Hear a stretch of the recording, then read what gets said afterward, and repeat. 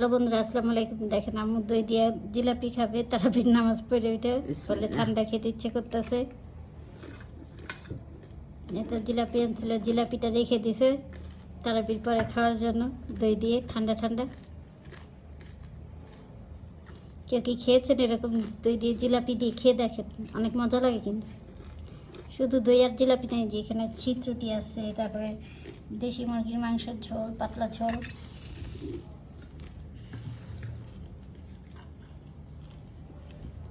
এতো এখন নিচ্ছে আম্মু।